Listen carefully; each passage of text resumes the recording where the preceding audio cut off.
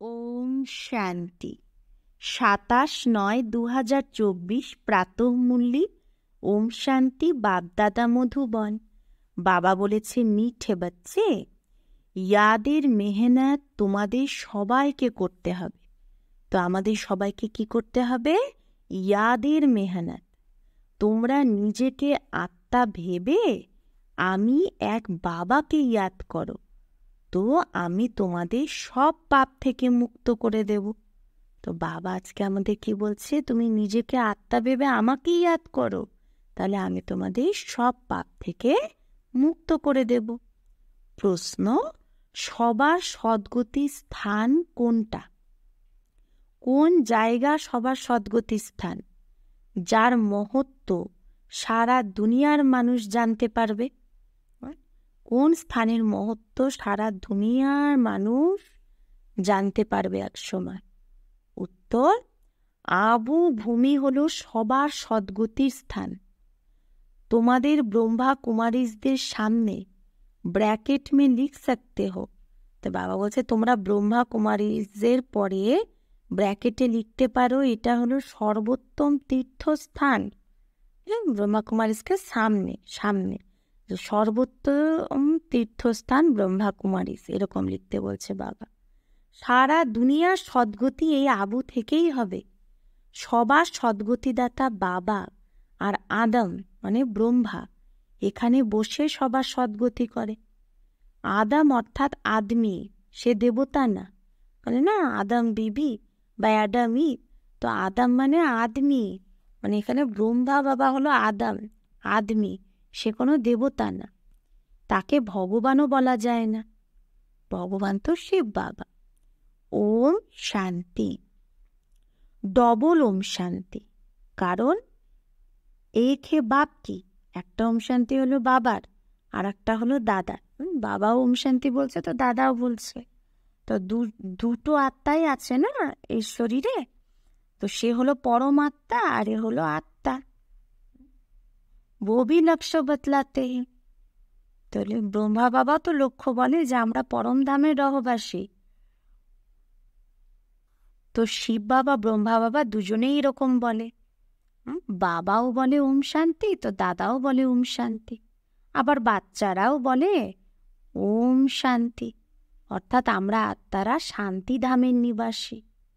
এখানে আলাদা আলাদা হয়ে বসতে হবে। বাবা বলছে যখন তোমরা মুরলি শুনতে বসবে, আং সে আং নেই মিলনা চাইয়ে, কারো বডির সাথে কারো বডি যেন টাচ না করে। কারণ প্রত্যেকের অবস্থায় যোগে রাত দিনের পার্থক্য থাকে।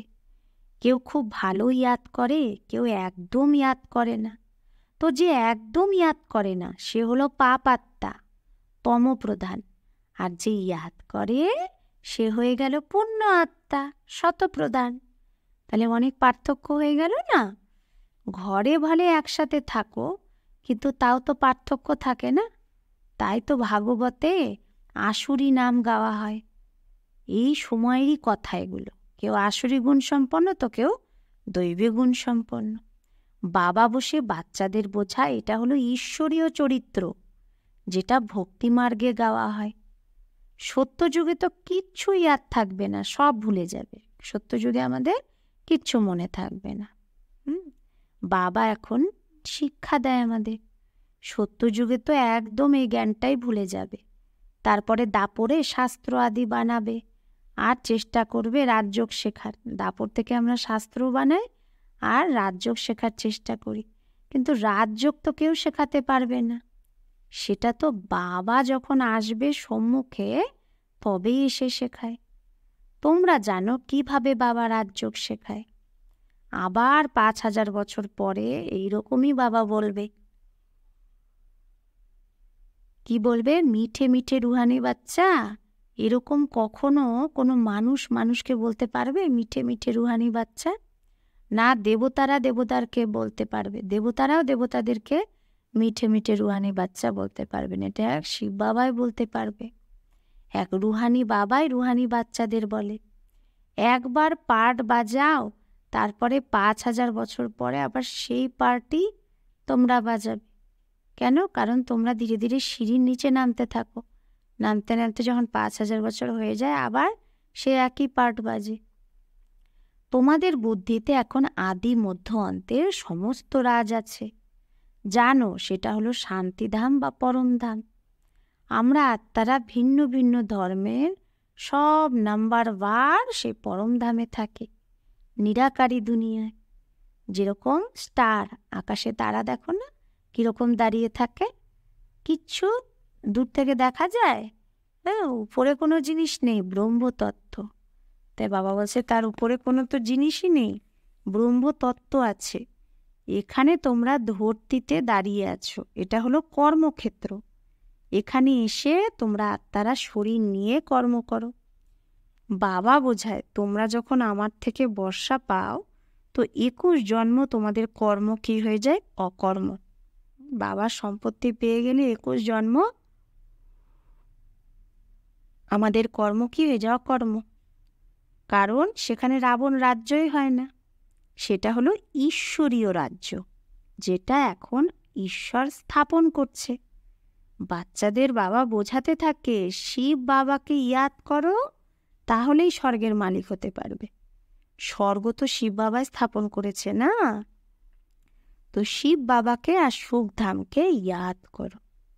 প্রথমে প্রথমে শান্তিধামকে ইয়াদ করো, তাহলে চক্রও ইয়াদ আসবে। বাবা বলছে শান্তিধামকে ইয়াদ করলে কি আসবে?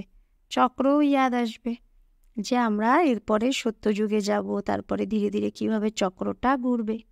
বাচ্চারা ভুলে যায়, তার জন্য তো বাবা ঘুরি ঘুরি মনে করায়, হে মিঠে মিঠে বাচ্চো, নিজেকে আত্মা ভাবো আর বাবাকে ইয়াদ করো, তাহলে তোমাদের পাপ ভস্য হবে। প্রতিজ্ঞা করে, প্রতিজ্ঞা করতে হে, বাবা নিজে প্রতিজ্ঞা করছে যে তুমি যদি আমাকে ইয়াদ করো আমি তোমাকে সব পাপ থেকে মুক্ত করে দেব। বাবাই পতিত পাবন সর্বশক্তিমান অথরিটি, তাকে ওয়ার্ল্ড অলমাইটি অথরিটি বলা হয়। বাবা সারা সৃষ্টির আদি মধ্য অন্তকে জানে, বেদ শাস্ত্র আদি সব কিছু জানে। তবেই তো বাবা বলে এদের মধ্যে, এই বেদ শাস্ত্র আদি এগুলোর মধ্যে কোনো সার নেই, গীতাতেও কোনো সার নেই। ভালে তা সেটা হলো সর্বশাস্ত্রমণি শিরোমণি মাই বাপ, বাকি সব বাচ্চে, বাকি তো সব গীতারই বাচ্চা। যেরকম প্রথমে প্রথমে প্রজাপিতা ব্রহ্মা হয়, বাকি সব তার বাচ্চা। তো প্রজাপিতা ব্রহ্মাকে কি বলে? আদম বলে। কি বলে? আদম। তো প্রথমে প্রথমে কে? প্রজাপিতা ব্রহ্মা, বাকি সব তার বাচ্চা। তো প্রজাপিতা ব্রহ্মাকে আদম বলে। আদম মানে আদমি, মানুষ না, তো তাকে দেবতা বলা যায় না।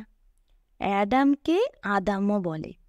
ভক্তরা ব্রহ্মা অ্যাডামকে দেবতা বলে দেয়।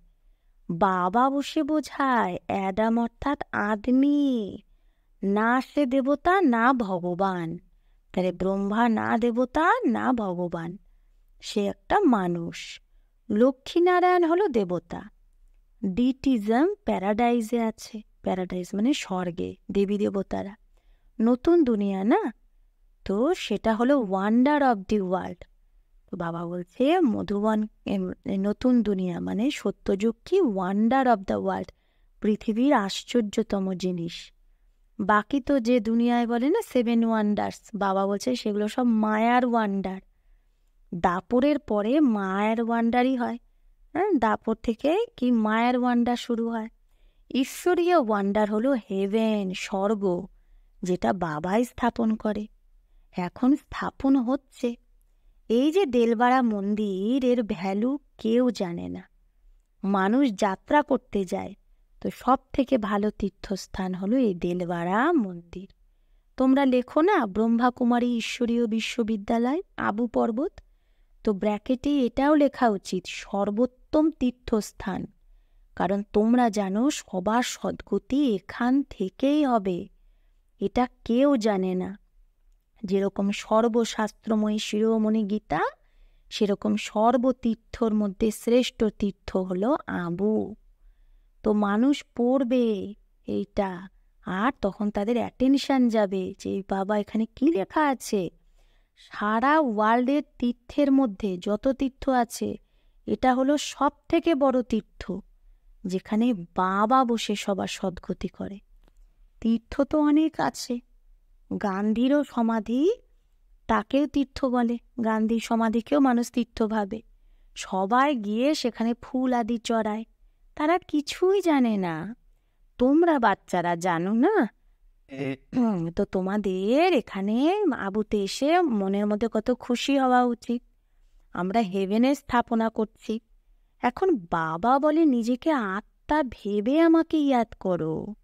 পড়াটাও খুব সহজ, কিচ্ছু খরচা লাগে না।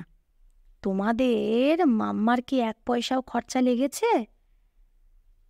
1 পয়সা 1 কড়িও খরচা না করে কত হুঁশিয়ার, শুধুমাত্র পড়াশোনা করে কত হুঁশিয়ার, নাম্বার 1 হয়ে গেছে, রাত যোগিনী হয়ে গেছে না? মাম্মার মতো কেউ এরকম কোনো বাচ্চাই বেরোয়নি। আর দেখো, আত্মাদেরই তো বাবা বসে পড়ায়, আত্মাদেরই রাজ্য বাবা দেয়, আত্মাই আবার রাজ্য হারায়। তো এত ছোট আত্মা কত কাজ করে। বাবা বলছে সব থেকে খারাপ কাজ হলো বিকারে যাওয়া। আত্মা 84 জন্মের পার্ট বাজায়, ছোট আত্মা এইটুকু, তার মধ্যে কত শক্তি আছে যে সারা বিশ্বের ওপর রাজত্ব করে। আজকে বাবা কত বড় কথা বলেছে যে একটা ছোট আত্মা সারা বিশ্বের ওপর রাজত্ব করে, কত শক্তিশালী। এই দেবতাদের আত্মাদের মধ্যে তাহলে কত তাকাত, শক্তি। প্রত্যেক ধর্মে নিজে নিজে শক্তি থাকে না? খ্রিস্টান ধর্মে কত শক্তি। আত্মার মধ্যে শক্তি আছে যে শরীর দ্বারা কর্ম করে। আত্মাই এখানে সেই কর্মক্ষেত্রে কর্ম করে। সত্যযুগে কোনো খারাপ কর্তব্য হয় না। আত্মা বিকারী মার্গে যখন যায় তবেই তো রাবণ রাজ্য হয়। মানুষ তো বলে দেয় বিকার সদৈবই আছে। তোমরা বোঝাতে পারো যে সেখানে রাবণ রাজ্যই নেই, তো বিকার কি করে হতে পারে? মানুষ বলে দেয় সত্যযুগেও বিকার থাকে, তো বলো যে সেখানে তো রাবণ রাজ্যই নেই, বিকার কি করে হবে? সেখানে তো সব যোগ বল। তো ভারতের রাজ্য প্রখ্যাত, খুব শিখতে চায়, কিন্তু যবে তোমরা শেখাবে তবে তো না। তাই বাবা বলছে মানুষ অনেক শিখতে চায়, কিন্তু যখন তুমি শেখাবে। আর তো কেউ শেখাতে পারে না। যেরকম মহর্ষি ছিল, কত মেহনত করত যোগ শেখানোর জন্য, কিন্তু দুনিয়া থোড়েই জানে যে এই হঠযোগী রাজযোগ আবার কি করে শেখাবে। মানুষ ভাবছে তারা সত্যিই রাজযোগ শেখায়। চিন্ময়ানন্দের কাছে কতজন যায়। একবার যদি তারা বলে দেয় এই চিন্ময়ানন্দ স্বামীরা যে সত্যিকারের যে ভারতের প্রাচীন রাজ্য সেটা বিকে ছাড়া কেউ বোঝাতে পারে না, তো ব্যাস, তাহলে তো সবাই বিকেদের কাছে চলে আসবে। কিন্তু এরকম কায়দাই নেই, এরকম নিয়মই নেই যে এখন আওয়াজ হবে। সবাই থোড়েই বুঝবে। খুব মেহনত। বাবা বলছে মেহনত করতে হবে, মহিমা হবে তোমাদের লাস্টে। বলে না আহো প্রভু তেরা লীলা তেরে লীলা, আরে আহো শিব বাবা আপকে লীলা। এখন তোমরা বোঝো, তোমরা ছাড়া বাবাকে সুপ্রিম বাবা, সুপ্রিম টিচার, সুপ্রিম সদ্গুরু আর কেউ বোঝেই না। এখানেও অনেকে আছে যাদের চলতে চলতে মায়া হয়রান করে দেয়, তো একদম বেসামাজ হয়ে যায়। খুব বড় লক্ষ্য, যুদ্ধের ময়দান না, এতে মায়া অনেক বিঘ্ন সৃষ্টি করে। মানুষ তো বিনাশের জন্য প্রস্তুতি নিচ্ছে। তোমরা এখানে 5 বিকারকে জেতার পুরুষার্থ করছো, আর ওরা বিনাশের জন্য বোম বানাচ্ছে। তোমরা বিজয়ের জন্য প্রস্তুতি নিচ্ছ, আর ওরা বিনাশের জন্য পুরুষার্থ করছে। দুটো কাজই তো একসাথে হবে, একদিকে স্থাপনা হতে থাকবে, একদিকে বিনাশও। এখন টাইম পড়ে আছে। আমাদের রাজ্য থোড়েই স্থাপন হয়েছে। এখন রাজা প্রজা এখন সব হবে তৈরি, রাজাও হবে তো প্রজাও হবে। তোমরা আধা কল্পের জন্য বাবার থেকে বর্ষা নাও, বাকি মোক্ষ কেউ পায় না। মোক্ষ মানে যে হ্যাঁ আমি পরমধাম চলে যাব, ব্রহ্মতত্ত্বে আর আসবই না, জন্ম মৃত্যুই নেব না, এরকম কারো হয় না। মানুষ ভালে বলে অমুকে মোক্ষ পেয়েছে, কিন্তু মরার পরে তারা থোড়েই জানে যে সে কোথায় গেছে। এমনি বলে দেয় মোক্ষ পেয়েছে, তো এমনি গপরে মারতে থাকে। তোমরা জানো যে শরীর ছাড়ে সে নিশ্চয়ই আবার আর একটা শরীর নেবে। মোক্ষ তো পাবে না। এরকম না যে বুদবুদা জলের মধ্যে লীন হয়ে যায়। বাবা বলে এই শাস্ত্র আদি সব ভক্তিমার্গের সামগ্রী। তোমরা বাচ্চারা সম্মুখে শোনো। গরম গরম হালুয়া খাও। বাবা বলছে জ্ঞানটা হলো গরম গরম হালুয়া, তাজা তাজা। বাবার জ্ঞান। সব থেকে বেশি বেশি গরম হালুয়া কে খায়? ব্রহ্মা। কারণ শিব বাবা যেটা বলে প্রথমে ব্রহ্মাই তো শোনে, তাই গরম হালুয়া, গরম জ্ঞান মানে একদম তাজা তাজা জ্ঞান প্রথম ব্রহ্মাই শোনে। কারণ সে তো একদম শিব বাবার পাশেই বসে আছে। ঝট করে শুনে নেয় আর ধারণ করে, আবার সেই উঁচু পদ পায়। সূক্ষ্ম বতনে বৈকুণ্ঠে তো এরই সাক্ষাৎকার হয়। এখানেও তোমরা তাদেরকে দেখো এই চোখ দিয়ে, এই ব্রহ্মা বাবাকে। আর তার মধ্যে তো শিব বাবা থাকে। বাবা তো সবাইকে পড়ায়। বাকি হলো ইয়াদের মেহনত। ইয়াদে থাকা তোমাদের যেরকম কঠিন মনে হয়, সেরকম ব্রহ্মা বাবারও কঠিন মনে হয়। ব্রহ্মা বাবাকে কোনো কৃপা করে না শিব বাবা। বাবা বলে আমি লোন নিয়েছি, তার জন্য তাকে হিসাব কিতাব দিয়ে দেব। বাকি ইয়াদের পুরুষার্থ তো ব্রহ্মা বাবাকেও করতে হবে। আমি এটা জানি যে সে আমার পাশেই বসে আছে। তো ব্রহ্মা বাবাও বলে যে আমি শিব বাবাকে ইয়াদ করি, আবার ভুলে যাই। সব থেকে বেশি মেহনত এই ব্রহ্মাকেই করতে হয়। যুদ্ধের ময়দানে যে মহারথী হয়, পেহেলবান, শক্তিশালী হয়, যেরকম হনুমানের উদাহরণ, তো তাকেই তো মায়া পরীক্ষা নেয়, কারণ সে মহাবীর ছিল।